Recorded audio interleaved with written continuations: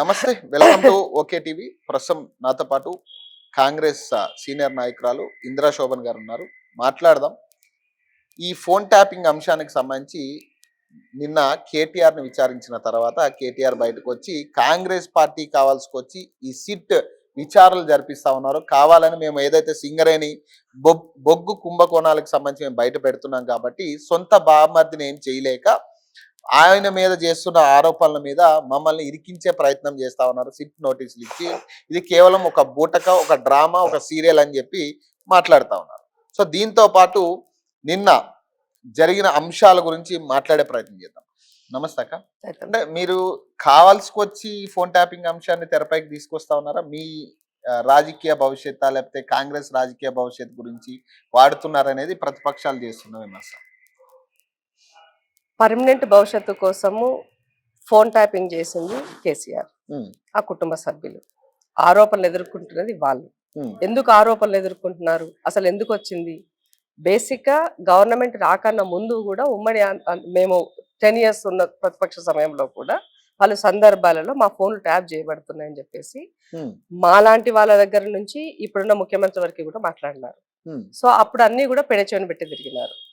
Again ఇవాళ government మారిన తర్వాత మీరు చేసినటువంటిది, గవర్నమెంట్ మారుతుంది అనగానే ఎక్కడి అక్కడ పగలగొట్టి ఏవి డేటా లేకుండా కొన్ని సంవత్సరాల నుంచి సేవ్ చేయబడ్డటువంటి డేటాను కూడా పూర్తిగా మీరు విధ్వంసం చేయడం కోసము ఏం చేస్తున్నారో చూస్తున్నారు. ప్రభాకర్ రావు, శ్రవణ్ రావు, తర్వాత ఇద్దరు ఇన్స్పెక్టర్ గా పనిచేసినటువంటి వ్యక్తులు, అలాగే ఈ మధ్య కాలంలో మన ఎవరిని రెవెన్యూ సంబంధించిన సర్వేకి సంబంధించిన మస్తాన్ గారిని కూడా తీసుకొని ఆయన కూడా పలకరించినప్పుడు కూడా ఏం జరిగిందని కూడా కొన్ని వివరాలు కూడా చెప్పడం జరిగింది. సో ఓవరాల్ గా ఫోన్ ట్యాప్ చేయబడ్డది అయ్యింది అని చెప్పేసి వచ్చినటువంటి నేపథ్యంలో ముందు కింద ఉన్నటువంటి వాళ్ళు ఎవరెవరైతే ఉన్నారో వాళ్ళందరూ వాంగ్మూలం తీసుకున్నారు. వాళ్ళందరినీ చేసిన తర్వాత ఇచ్చిన ఎంక్వైరీ నేపథ్యంలో ప్రైమరీగా జరిగినటువంటి దాన్ని బేస్ చేసుకొని ఫైనల్ గా ఎవరుండైతే పెద్ద తలకాయలు లాస్ట్ గవర్నర్ 10 సంవత్సరాలలో ముఖ్యమంత్రి గారు ఉన్నటువంటి కేసీఆర్ గారు, కుటుంబ సభ్యులైనటువంటి హరీష్ రావు, కేటీఆర్ గారు, అలాగే కవిత గారు, సంతోష్ రావు గారు, వీళ్ళంతా పాత్రదారులు, సూత్రధారులు అనేది మాట్లాడుతూ వచ్చినాం. సో అక్కడ జరిగినటువంటి దాంట్లో ఫోన్ ట్యాప్ జరిగింది అని చెప్పడం కోసము అసలు ఆ ఎక్విప్మెంట్ అనేది ఎట్లా వచ్చింది, ఎవరు తెచ్చారు, దానికోసం ఏం జరిగింది. ఈ మధ్య కాలంలో ఆయన ఎమ్మెల్సీ నవీన్ రావు కూడా పిలిచి మాట్లాడడం జరిగింది. ఆయన పాత్ర కూడా ఉందని చెప్పడం జరిగింది. సో నేను ఏమంటున్నంటే ఇవంతా కూడా టెక్నికల్ గా ప్రభుత్వము ఎంక్వైరీ వేసినప్పుడు లా అండ్ ఆర్డర్ లో ఉన్నటువంటి భాగంగా వాళ్ళు తీసుకున్నటువంటి ఇష్యూస్ లో ఇవాళ సిట్ ని విచారణ అనేది జరుగుతుంది. ఆ జరుగుతూ ఉన్నప్పుడు ఆ ఆధారాలు, సో అంత ముందుకు ఇచ్చిన బేస్ ఏదైతే ఉందో, వాళ్ళు ఇచ్చిన ఆధారాలు ఏదైతే ఉందో అది ముందు పెట్టి, అది ఫోన్ డేటా అయి ఉండొచ్చు, లేదా వాళ్ళు మాట్లాడిన సంభాషణ అయి ఉండొచ్చు, లేదా వాళ్ళ వీళ్ళకి మధ్యలో ఉన్న లింకులు అయి ఉండొచ్చు. పలానా వ్యక్తితో నువ్వు మాట్లాడితే ఏ బేస్ లో మాట్లాడినావు, అతను ఎందుకు ఇన్వాల్వ్ అయినాడు, దీంట్లో నీ పాత్ర ఏమున్నది, ఇదే కదా జనరల్ ఎంక్వైరీ జరిగేది. అదే ఎంక్వైరీ నేపథ్యంలోనే ఇవాళ హరీష్ రావు గారిని, కేటీఆర్ గారిని పిలిచారు. అవసరమైతే కేటీఆర్ మళ్ళీ ఒకసారి పిలుస్తామని చెప్పారు.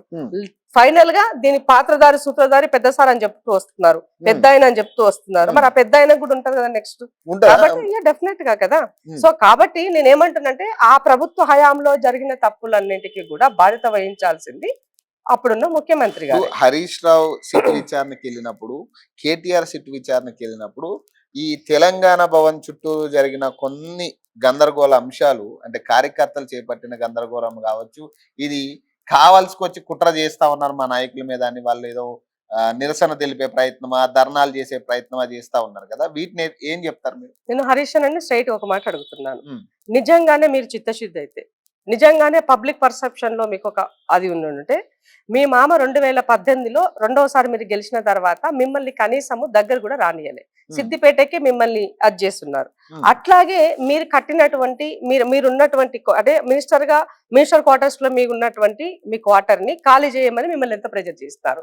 మీరు ఇల్లు దొరకక కిరాయి కోసం హైదరాబాద్ లో ఎక్కడెక్కడ తిరిగినారో చెప్పాలా. రెండో విషయం ఏంది, నీ దగ్గరికి ఎవరైనా వస్తాను అని అంటే, కలుస్తాను అంటే కూడా నా బతుకు ఆగమైంది, రోడ్డు మీద ఉన్న మీరు రాకండి, మీ బతుకు ఆగమైతుంది, కలవకండి, బాగలేవు, ఫోన్ ట్యాప్ లో ఉన్నాయని చెప్పినారని ఎవరు జలకి సంబంధించినటువంటి ప్రకాష్ అన్న మొన్న రీసెంట్ గా కూడా ఒక క్లిప్ కూడా సోషల్ మీడియాలో తిరుగుతుంది.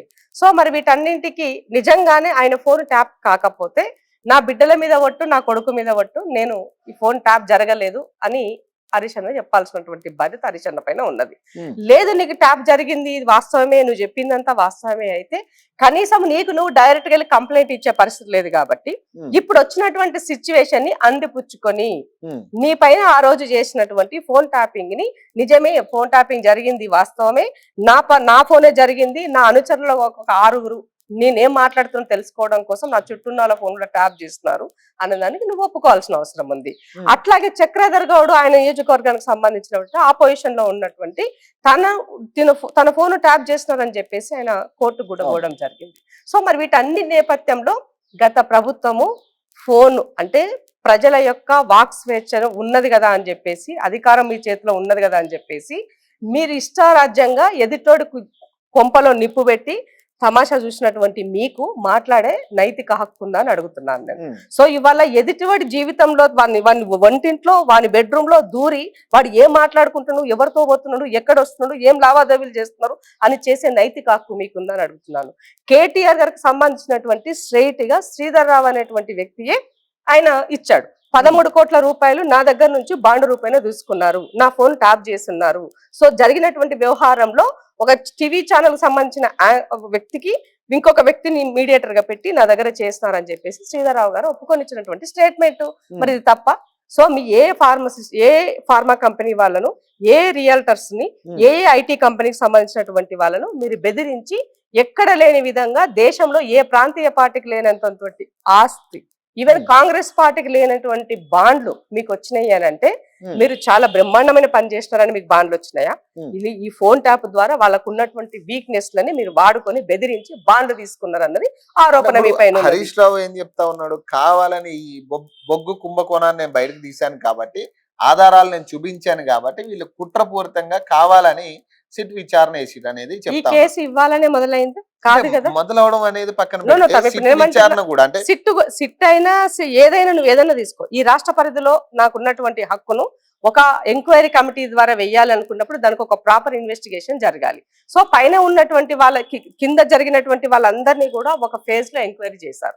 చేసిన తర్వాత దాన్ని బేస్ చేసుకుని దీనికి ఒక సిట్ కావాలనుకుంది. సో సిట్ వేస్తుంది ఇంకొకరు వేస్తుంది. ఎవరు వేస్తుంది? నీకేంటి ప్రాబ్లము? సో నువ్వు జెన్యూన్ అయితే, నువ్వు తప్పు చేయకపోతే, నువ్వు సచ్చిలుడు అయితే, మీరు ఎలాంటి అబద్ధాలు ఆడకపోతే, గత ప్రభుత్వాన్ని 10 సంవత్సరాలు అధికారం దుర్వినియోగం చేయకపోతే, కోట్ల రూపాయలు ఎక్కడి నుంచి వచ్చినాయి అని చెప్పడానికి మీకు దమ్ము లేకపోతే ఇవన్నీ ఎందుకు మీకు అని అడుగుతున్నాను. ఇక్కడ రేవంత్ రెడ్డి దావోస్ పర్యటన తర్వాత సిట్ ఇవన్నీ కూడా దాదాపు ఈక్వల్ గానే ప్యారలల్ గానే జరుగుతా ఉంది కదా. ఆయన దావాస్కి వెళ్ళిన వెంటనే ఇక్కడ సిట్ విచారణకు పిలవడం కానీ ఇవన్నీ కూడా ఇప్పుడు దీన్నే అనుమానంగా చూపిస్తా ఉన్నారు. పవన్ ఇప్పుడు ఒకటి గమనించిన విషయం ఏంటంటే ఈ కేసు ఇవ్వాలనే మొదలు పెట్టలే. దాదాపు ఒక 1.5 year నుంచి ఈ కేసు రాజుతూ వస్తున్నటువంటి సందర్భంలో కేసు కొలిక్కి వచ్చిన తర్వాత ఒక పబ్లిక్ లో కొంత వాళ్ళకి ఇన్ఫ్లుయెన్స్ చేయబడతారు, లేదంటే ప్రజాప్రతినిధులు అనుకొని చెప్పబడతారు, గత ప్రభుత్వంలో కీలకంగా పనిచేస్తారని అనుకున్నప్పుడు డెఫినెట్ గా దానికి సంబంధించినటువంటి కీలక ఆధారాలు ఉన్నప్పుడు మాత్రమే వాళ్ళని ఎంక్వైరీకి పిలుస్తారు. సో అందులో భాగంగానే నేను ఎంక్వైరీ పిలిచాను. ఎంక్వైరీ పిలిచేటప్పుడు కూడా ఏం చేయాలి, ఒక ప్రాపర్ కమిటీ అనేది ఉండాలి. కాబట్టి దానికి ఒక సిట్ అనేది రాష్ట్రానికి ఉన్నటువంటి అధికారాన్ని ఇక్కడ వినియోగించుకున్నారు. దాన్ని కూడా తప్పుపడుతూ ఇవాళ మీరు సిబిఐకి ఇస్తారా అని బీజేపీ మాట్లాడుతుంది. బీజేపీకి కాళేశ్వరం సిబిఐకి ఇచ్చినాం, ఏం బీకినారు మీరు? 3.5 నెలలు అవుతున్నది, ఇప్పటి వరకు దానిపైన ఏ ఊసలేదు కదా. కాబట్టి సింగరేణి గురించి కొత్తగా నువ్వేదో మాట్లాడితే ఈడ వణికిపోయేటోడు లేడు, గజ్జున ఆదయ్యేటోడు లేడు. తప్పు చేసింది మీరు, దాని పర్యావసానం ఫేస్ చేయాల్సింది మీరు. ఇవాళ అధికారం కోల్పోగానే 4 దిక్కులు అయినారు మీరు. ఇవాళ నీ మరదలు అడుగుతున్నది, నీ చెల్లి అడుగుతున్నది, సమాధానం చెప్పండి. ఆమె చెప్పింది కదా, నా ఇంటి ఫోను, నా అల్లుడు, నా మొగుడి ఫోను ట్యాప్ చేశారని చెప్పి. ఇంతకన్నా సిగ్గుమల్ల పని ఏమన్నా ఉందా? ఇప్పుడు అదే బండి సంజయ్ అంటున్నాడు కదా, వీళ్ళు ఏం పీకలేరు వాళ్ళని. అప్పుడు నిన్న ఓపెన్ గా స్టేట్మెంట్ ఇస్తా ఉన్నాడు కదా, మేము అధికారంలోకి వస్తే మేము టిఆర్ఎస్ వాళ్ళు చేసిన అక్రమాలన్నిటి కూడా మేము బయటకు తీసి వాళ్ళ నామరూపాలు లేకుండా చేస్తామంటున్నాడు కదా. నేను ఒకటి అడుగుతాను బండి సంజయ్ గారిని, కేంద్ర హోం సహాయ శాఖ మంత్రిగా మీరున్నారు, మీరు ఉన్నటువంటి దాంట్లో ఈ రాష్ట్రంలో ఈ రెస్ సంబంధించినటువంటి దాన్ని అరవింద్ కుమార్ కి సంబంధించి పెండింగ్ ఉన్నది. సో దానికి ఇవ్వాల్సినటువంటి బాధ్యత కేంద్ర ప్రభుత్వంలో ఉన్న మీ పైన ఉన్నది. మీరు ఆ హోమ్ కి రిలవెంట్ కాబట్టి అడుగుతున్నాను నేను. మరి మీరేం బీకినారు, ఎందుకు చేస్తలేరా పని అని అడుగుతున్నాను నేను. ఆడపిల్లని అయిండొచ్చు, అట్లా అడగడం నాకు సబబు అనిపించదు. బట్ మీరు అడుగుతున్నారు కాబట్టి చెప్పాల్సిన అవసరం ఉంది. నేను ఏమంటున్నా సంజయ్, నీకు దమ్ము ఉంటే నిజంగానే బీఆర్ఎస్ వాళ్ళ పైన మీరు గతంలో మీ ఫోన్ కూడా ట్యాప్ చేయబడ్డారు కదా మీరు ప్రెసిడెంట్ గా ఉన్నప్పుడు. మీ ప్రెసిడెంట్ పదవి పోవడానికి కూడా కారణము కేసీఆర్ కదా. నిజంగానే మీకు ఈ అవకాశం అందిపుచ్చుకున్నటువంటి ఉంటది, చెయ్యండి. కేంద్ర హోం సహాయ శాఖ మంత్రిగా మీరు ఆర్డర్స్ ని తీసుకురండి, ఇప్పియండి రాష్ట్ర ప్రభుత్వానికి, ఆటోమేటిక్ గా చేస్తారు. ఇవాళ సిబిఐకి సంబంధించినటువంటి కాళేశ్వరం ప్రాజెక్ట్ ని, కాళేశ్వరం జరిగిన అవకతవకల పట్ల అసెంబ్లీ సాక్షిగా రెజల్యూషన్ చేసి మీకు సిబిఐకి అప్పగిస్తే మీరు ఏం చేస్తున్నారు ఇప్పటి వరకు? కేసీఆర్ ఉండగా సిబిఐ రాష్ట్రానికి రావడానికి లేదనేది ఉండింది. మేము వచ్చిన తర్వాత అది వెత్తేసి ఇచ్చినాము. వచ్చిన తర్వాత సిబిఐ మీకు ఇచ్చింది, మరి ఎందుకు మీరు చేస్తున్నారు ఎంక్వైరీ? దీన్ని బట్టి అర్థమైపోతుంది కదా ఏ రోజుకైనా బీఆర్ఎస్ బీజేపీ రెండు ఒకటే. సో ఈ ఇప్పుడు బీఆర్ఎస్ బీజేపీ రెండు ఒకటే కాబట్టి ఈ రాష్ట్ర హైదరాబాద్ లో సికింద్రాబాద్ పైన కూడా మీ ఇద్దరిది ఒకటే లైన్ లోనే, ఒకే భాషలోనే, ఒకే ఎజెండాలోనే మీరు మాట్లాడుతున్నారు ఇక్కడ. కాబట్టి మిమ్మల్ని ఎక్కడా కూడా సమాజం క్షమించదు. భారతీయ జనతా పార్టీకి తెలంగాణ రాష్ట్రంలో ఎప్పటికీ కూడా వాళ్ళకి వచ్చే అవకాశం స్కోప్ లేదు. ఇట్లనే అప్పుడప్పుడు బండి సంజయ్ తనకు నచ్చినప్పుడల్లా ఒక స్టేట్మెంట్ ఇచ్చుకుంటూ పోవాలి తప్ప అంతకు మించి అయ్యేది లేదు, పోయేది లేదు. ఇప్పుడు కవిత గారు వ్యాఖ్యలు కూడా ఇప్పుడు మొత్తం బీఆర్ఎస్ ని టార్గెట్ చేసి ఉండడం కూడా కొంత మీకు నష్టం అవుతుంది కదా. ఎందుకంటే కాంగ్రెస్ కి ఎవరితో మాట్లాడాలి? నేనేమంటున్నా, రేవంత్ రెడ్డి బి పార్టీ అంటున్నారు కదా. నేను ఏం చెప్తున్నానంటే కవిత గారు బీఆర్ఎస్ నుంచి వచ్చింది. బీఆర్ఎస్ చేసిన తప్పులను ఎత్తి చూపితేనే కదా ప్రజలు ఆమెను రిసీవ్ చేసుకునేది. ప్లస్ బీఆర్ఎస్ వాళ్ళు ఉన్నోళ్ళు ఈమెతో వచ్చేది, అవునా కాదు? ఆ పార్టీ అదైతేనే ఈమెతో వస్తారు. కాబట్టి డెఫినెట్ గా ఆమె వాళ్ళనే తిట్టాలి, వాళ్ళతోనే మాట్లాడి వాళ్ళనే విమర్శించాలి.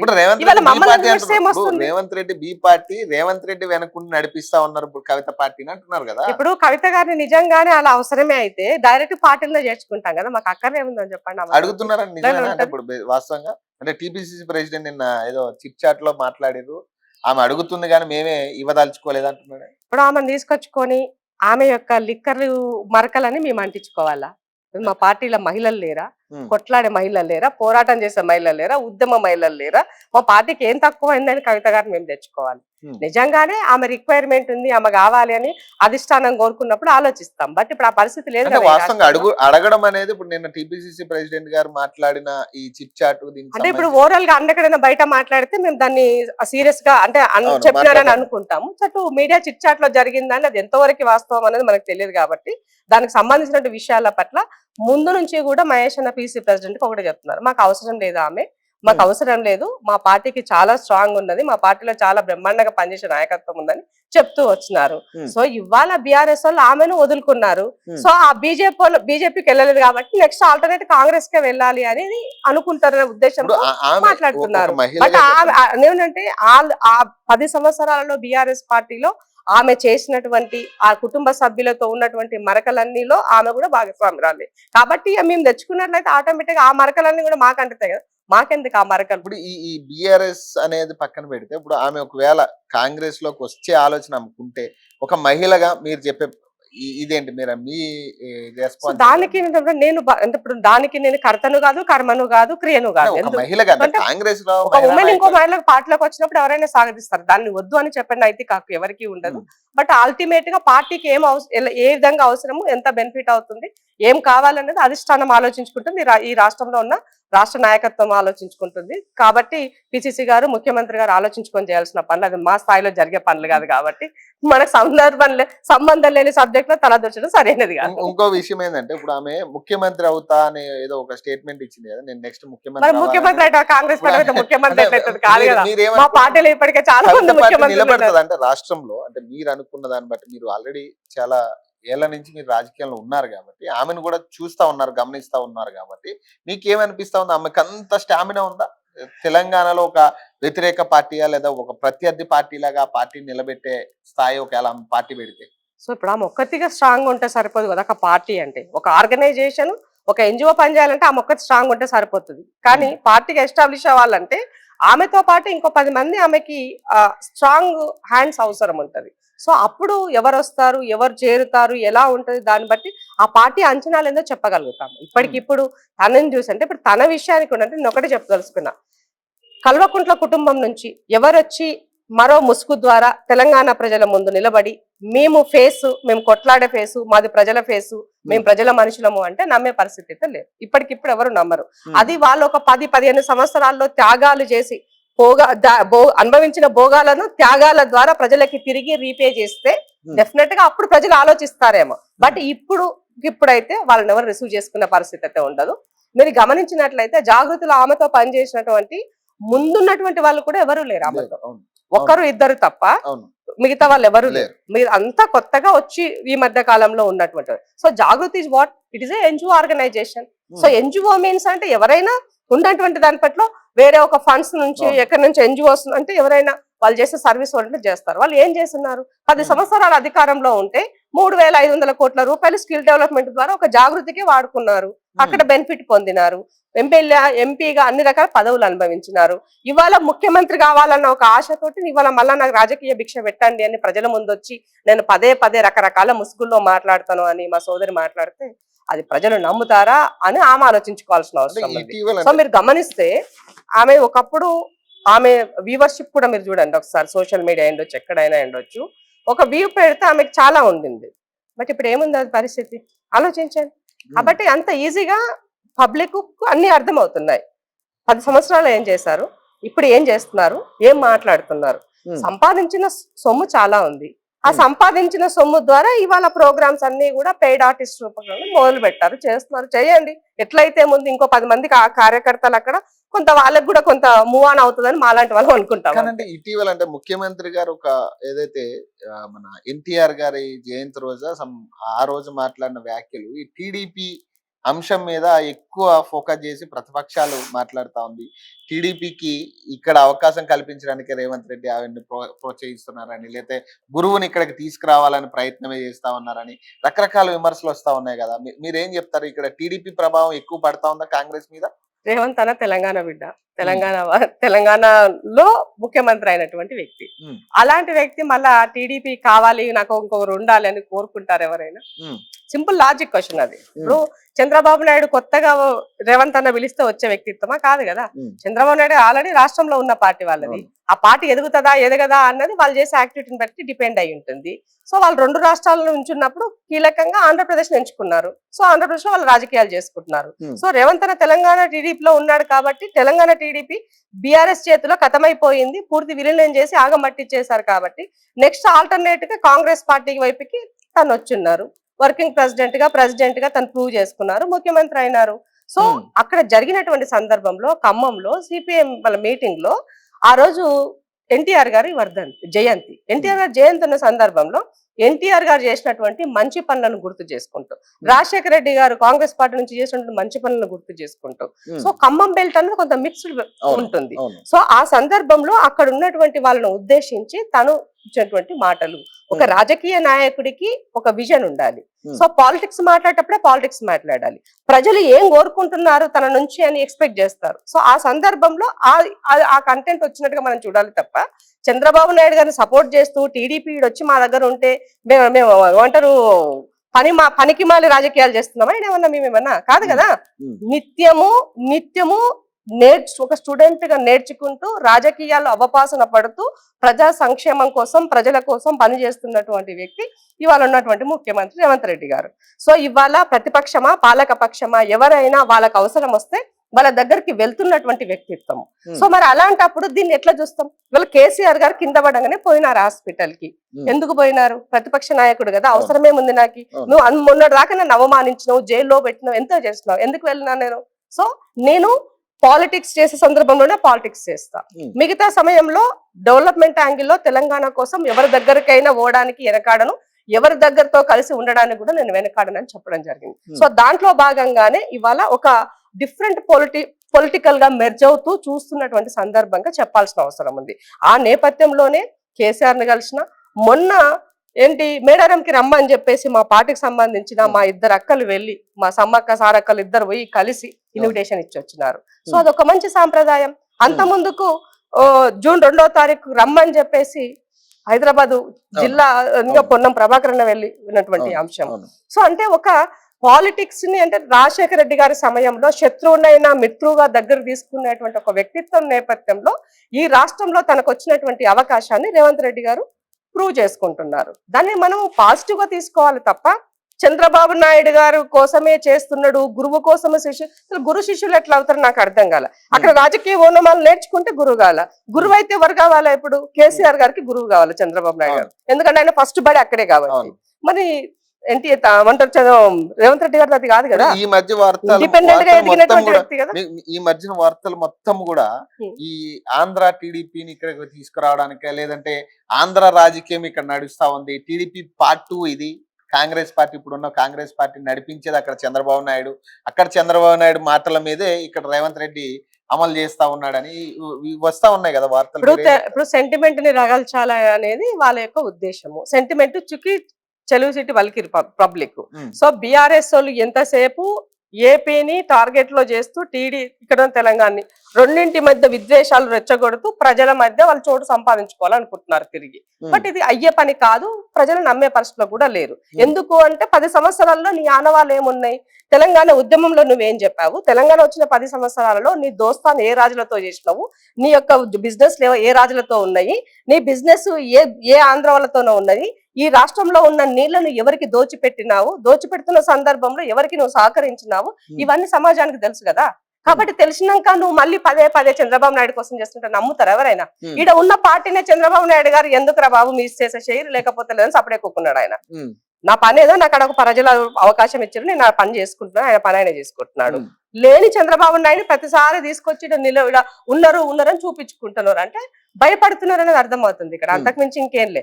అంటే బీఆర్ఎస్ కి పొలిటికల్ గా నూకలు చెల్లబోతున్నాయి అనేది అర్థమవుతుంది వాళ్ళకి. కాబట్టి ఈ సందర్భంలో అవసరం వచ్చినప్పుడల్లా బాబు గారిని చూపించాలి బూచిగా. అప్పుడు ఆటోమేటిక్, ఎందుకంటే రేవంత్ రెడ్డి గారు గతంలో టీడీపీలో ఉన్నారు కాబట్టి నిజమే అని ప్రజలు అనుకుంటారేమని ఆయన అనుకుంటున్నాడు. కానీ ప్రజలు అసలు అది పట్టించుకునే పరిస్థితులు కూడా లేరు. ఎందుకంటే మిమ్మల్ని వదిలేశారు ప్రజలు, బీఆర్ఎస్ ను వదిలేశారు. కాంగ్రెస్ ఇచ్చింది, పని చేస్తుంది, అవకాశం వచ్చింది, 2.5 సంవత్సరాలు కూడా కంప్లీట్ కాలేదు వాళ్ళకి అయ్యి. సో కాబట్టి ఇంకా అవకాశం ఉన్నది, చేస్తారని ఒక హోప్స్ ఉంది. మీరు ఆర్థికంగా ఇంత విధ్వంసం చేసిన వ్యవస్థని గాడిలో పెట్టే ప్రయత్నం చేస్తున్నారు. కాబట్టి ఊరికే ప్రతిసారి ఏడవకుండా మీరు నిజంగానే, అందుకే అన్నాం రేవంత్ రెడ్డి చాలా క్లియర్ గా మాట చెప్పారు, మీరు ఏ రూపేణ వచ్చినా, ఏ అవతారంలో వచ్చినా, ఎన్ని వేషాలు వేసినా మిమ్మల్ని నమ్మే పరిస్థితి ప్రజలు లేరు. మిమ్మల్ని మేము లెక్కలు కూడా తీసుకోవట్లేము. నా ముందు ఉన్నది ఒకటే, నా ముందున్న శత్రువు ఒకటే.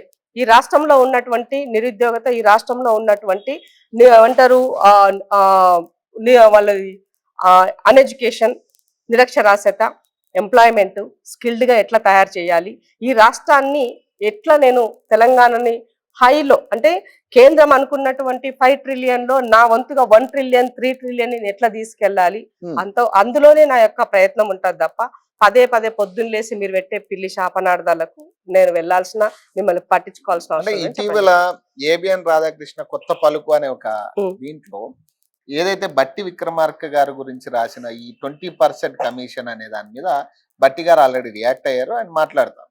కానీ ఈ లీకులు కూడా వాళ్ళకి ఇచ్చింది రేవంత్ రెడ్డి నుంచి ఒక మినిస్టర్ పట్టుకెళ్ళి వాళ్ళకి ఈ ఆధారాలన్నీ సబ్మిట్ చేసిరు అనేది ఒక పెద్ద వార్త కూడా నిన్న కొన్ని దీంట్లో వచ్చాయి. సరే, ఏ మీడియా ఎవరికి వచ్చినట్టుగా, ఎవరికి నచ్చినట్టుగా వాళ్ళ కథనాలు వాళ్ళు రాసుకుని ఉండొచ్చు. బట్ బట్టి గారు రెస్పాండ్ అయినారు. ఆ రోజే తను ప్రెస్ మీట్ పెట్టి కూడా చెప్పడం జరిగింది, నా 45 సంవత్సరాల రాజకీయ జీవితంలో నేను ఇంత దిగజారిపోయి చేయాల్సిన అవసరం నాకు లేదు. సో నేనేంటో ప్రూవ్ చేసుకుంటున్నా, నాకు తెలుసు అని కూడా చెప్పడం జరిగింది. ఇమీడియట్ గా ఆ టెండర్ రద్దు చేయడం జరిగింది. దానితో పాటుగా ముఖ్యమంత్రి గారు అదే రోజు స్పందించారు మేడారం వేదికగా. కాబట్టి వీటిని ఏదో బూచిగా చూపిస్తే ఏదో జరుగుతుంది అని మీరు అనుకుంటే అది పొరపాటు అని తెలియజేస్తున్నాం. ఈ రాష్ట్రంలో ఉన్నటువంటి ముఖ్యమంత్రి గారు, అలాగే డిప్యూటీ ముఖ్యమంత్రి గారు, కింద ఉన్నటువంటి మంత్రివర్గం అందరూ కూడా ఒక లైన్ లో మూకుమ్మడిగా పనిచేస్తారు. ఇప్పుడు కాంగ్రెస్ అంటే జనరల్ గా ఏమనుకుంటారు, డెమోక్రసీ ఎక్కువ కాబట్టి ఎవరికి నచ్చిన స్టేట్మెంట్.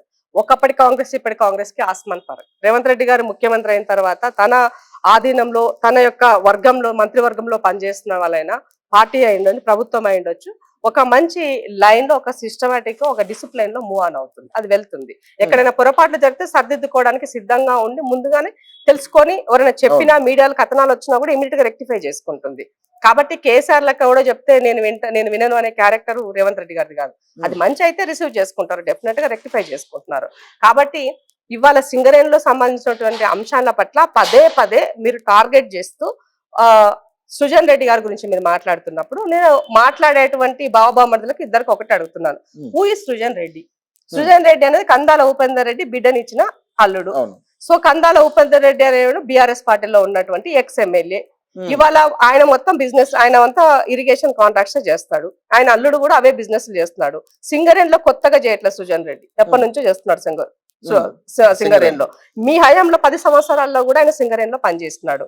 మరి మీరు ఉన్నప్పుడు పనిచేస్తే సుజన్ రెడ్డి కరెక్ట్ అయిపోయినాడు.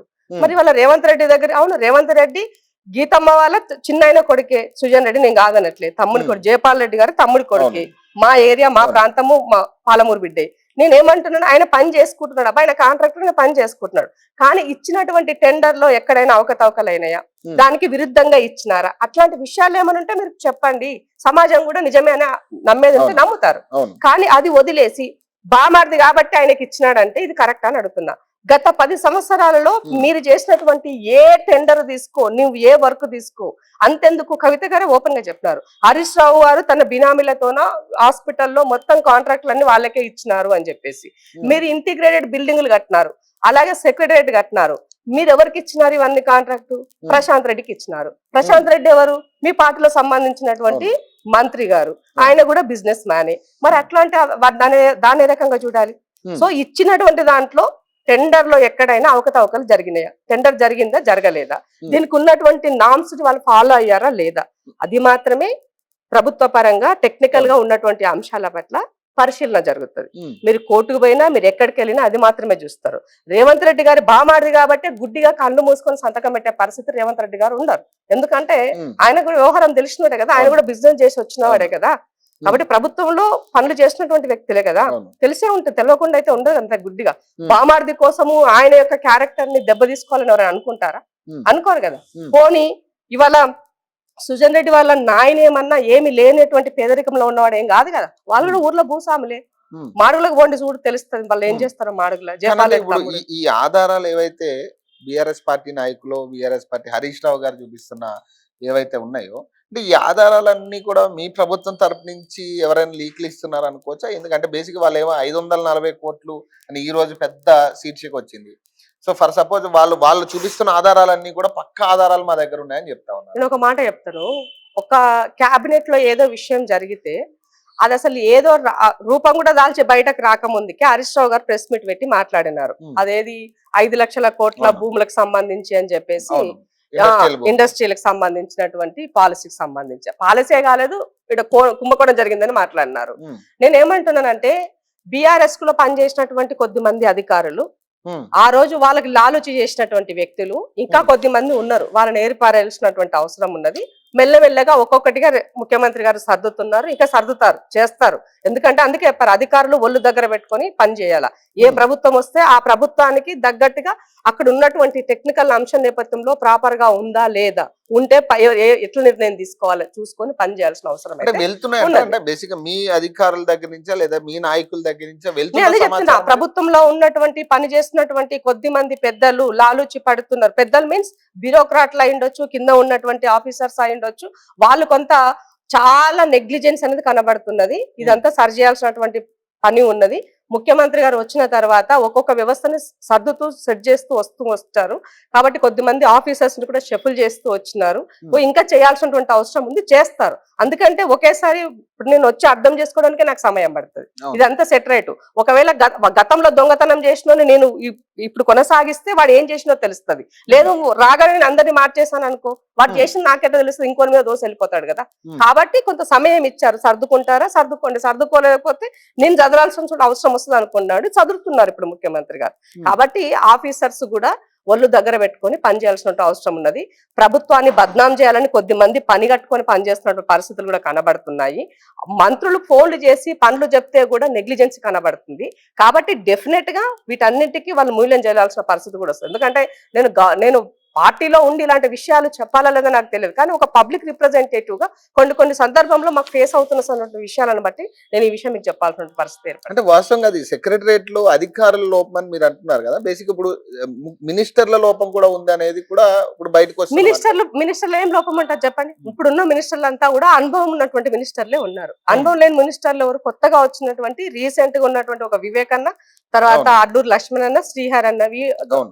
పొన్నం ప్రభాకర్ అన్న, అవును. వీళ్ళే కొత్త వాళ్ళు కదా, మిగతా వాళ్ళంతా పాత మంత్రులే కదా. ఉమ్. మరి పాత మంత్రులు ఉన్నప్పుడు వాళ్ళకు జీవోకి తర్వాత ఎంఎస్ ఏమున్నది, ఏ విషయము ఎట్లా తీసుకోవాలి, నిర్ణయాలు అన్ని తెలిసిన వ్యక్తులే కదా మా సో ఒక మంత్రులంతా. ఒక ఎందుకు కన్సల్ట్ అట్లా మంత్రి జరుగుతుంది అని అంటే చెప్పినా కూడా ఎందుకు అక్కడ రెస్పాండ్ అవ్వట్లేదు? అదే ఐఏఎస్ చెప్తున్నా అధికార నేను మీకు. ఇప్పుడు చాలా మంది ఐఏఎస్లు కూడా ఉన్నారు ఇందులో, ఆ రెస్పాండ్ అవ్వట్లేదు సరిగ్గా కంప్లైంట్ కూడా వెళ్ళి అని వార్తలు వచ్చాయి. డెఫినెట్ గా వెళ్ళట్లేదు, వెళ్ళిన ప్రతి విషయం. అందుకే అంటున్నా, మేము వచ్చిన తర్వాత ప్రభుత్వాన్ని చాలా ప్రాపర్ గా నీట్ గా 1 by 1 సెటరైట్ చేస్తూ ముఖ్యమంత్రి గారు వెళ్తున్నారు. సో కాబట్టి సమయం ఇవ్వాల్సినటువంటి అవసరం ఉండింది కాబట్టి ఇప్పుడు కొంత గ్రిప్ అన్నది పూర్తిగా ఒక లెవెల్లో వచ్చేసింది కాబట్టి అన్ని సెటరైట్ చేస్తున్నారు. సెక్రటరియట్ లో ఎంప్లాయీస్ ఎప్పుడైనా చెప్పులు చేయంగా మీరు చూసిరా? లేదు, ఎస్ఓలను లేదు. సెట్ చేశారు, వాళ్ళని కూడా అవును, చేంజ్ చేశారు, డిపార్ట్మెంట్ అవును, వైజ్ గా మొత్తం చేంజ్ అవును. చేస్తున్నారు. అట్లాగే పదోన్నతులు కల్పిస్తూ ఐఏఎస్ మొన్న 16 మందికి అవును, ఐఏఎస్లుగా అవును. పదోన్నతులు కల్పిస్తూ వాళ్ళకి అవకాశం కల్పించడం జరిగింది. సో వీళ్ళకి అంతా ఎక్కడైపోయిందంటే సీనియర్లమని బాగా పాతుకుపోయి ఉన్నటువంటి వాళ్ళ దేశముద్రలు కొద్ది మంది ఉన్నాయి, ఆ దేశముద్రలకే సమాధానం చెప్పాల్సిన పరిస్థితి ఏర్పడ్డది కాబట్టి ముఖ్యమంత్రి గారు తన యొక్క లైన్ లో తను ప్రాపర్ గా వెళ్తున్నారు. డెఫినెట్ గా మా ప్రభుత్వాన్ని బద్నాం చేయాలనుకున్నటువంటి ఆఫీసర్ అయి ఉండొచ్చు, పార్టీలో ఉన్న వాళ్ళు ఉండొచ్చు, ఇంకెవరైనా ఉండొచ్చు, ఎవరు చేసినా కూడా ఉపేక్షించే పరిస్థితి లేదని మాత్రం చెప్పాలి. ఇంకొక విషయం అంటే ఫైనల్ గా ఒక విషయం చెప్పేసేయండి. ఇప్పుడు కేసీఆర్ కి నెక్స్ట్ నోటీసులు ఇవ్వబోతున్నారా అంటే మీరేం చెప్తారు? Next KCR target? డెఫినెట్ గా కదా. ఇప్పుడు ఈ జరిగినటువంటివి కింద జరిగిన విషయాల పట్ల అన్నింటికి బాధ్యత తెలిసి జరిగినా తెలియక జరిగినా ముఖ్యమంత్రి గారిదే ఉంటది బాధ్యత. కాబట్టి అల్టిమేట్ గా కేసీఆర్ దే కదా. కేసీఆర్ గారు తెలియకుండా ఏమైనా చీమ పుట్టిందా 10 సంవత్సరాలు? ఇప్పుడు కవిత అదే చెప్తుంది కదా, అసలు కేసీఆర్ కి అసలు మా నాన్నకి ఏమి తెలియదు అంటే ఇప్పుడు ఆమె అయ్యను కూడా తిట్టింది అనుకోండి, ఆ మాత్రం సింపతి కూడా దొరకదు ఆమెకి. కాబట్టి అయ్యను ప్రొటెక్ట్ అన్నను ప్రొటెక్ట్ చేస్తూ హరీష్ రావుని టార్గెట్ చేసి మాట్లాడుతుంది. దాన్ని బట్టి రాజకీయం అర్థమవుతుంది ఏమైతుంది అన్న దానికి. కాబట్టి అది కాదు, ఆమె లైన్ అంతా ముందు అమెరికా నుంచి దిగిరాగానే ఫస్ట్ కేటీఆర్ ఉండే, తర్వాత మెల్లమెల్లగా అదేమైంది హరీష్ రావు వైపుకి మళ్ళింది. సో అంటే ఆమె స్ట్రాటజీని చేంజ్ చేసుకుంటుంది. ఆమె పొలిటికల్ సస్టైనబిలిటీ కోసము, ఆమె అస్తిత్వం కోసము ఆమె స్ట్రాటజీని చేంజ్ చేసుకుంటుంది. ప్రజలు అది నమ్మారు కదా. నీ కోసం ప్రజలు నీ వైపు ఎందుకు తిరుగుతారు? ప్రజల అవసరం ఏముందో ఆ అవసరాన్ని నువ్వు మాట్లాడినప్పుడు, ప్రజల అవసరాన్ని నువ్వు గుర్తించినప్పుడు, ప్రజల కోసం నువ్వు పని చేసినప్పుడు, నువ్వు సంపాదించిన దాన్ని ప్రజలకు ఇచ్చినప్పుడు ప్రజలు నీ గురించి ఆలోచిస్తారు.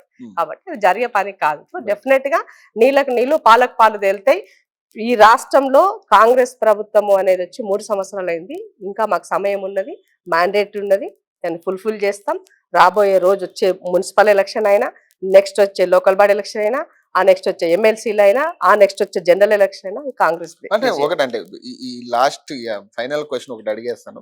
ఇప్పుడు ఇది నెక్స్ట్ రాబోయే ఎన్నికల్లో ఫర్ సపోజ్ ఇక్కడ ఒకవేళ కూటమి ప్రభుత్వం ఫామ్ అయ్యే ఛాన్స్ ఉంటాయి అంటే, కూటమి అంటే ఇప్పుడు అక్కడ ఉన్న టీడీపీ జనసేన కాకుండా ఇక్కడ స్థానిక పార్టీగా ఉన్న బీఆర్ఎస్ బీజేపీ గనక కుమ్మక్కైతే అప్పుడేంటి ఏం చెప్తారు? సో అప్పుడు ఉన్నటువంటి అవసరాలను బట్టి అవకాశాలను బట్టి రాజకీయ నిర్ణయాలు ఉంటాయి. ఇప్పటికిప్పుడు మనం ఏది కొంచెం గడ్డనా ఎందుకు గడ్డు ఉంటది? బీజేపీ బీఆర్ఎస్ కలిస్తే బీజేపీ ముందు ఆయన పుట్టి మునిగిపోతుంది బీజేపీది.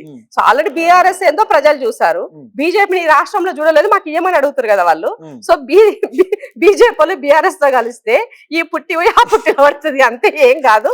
సో కాబట్టి పెనం మీద పోయి పొయ్యిల పడ్డట్టు ఉంటది పరిస్థితి బీజేపీ వాళ్ళది, అది అలా ఆలోచించుకోవాలి. సో ఇది ఇంద్ర శోభన్ గారితో ఇంటారు. సో మరిన్ని అప్డేట్స్ కోసం చూస్తూనే ఉండండి. ఓకే.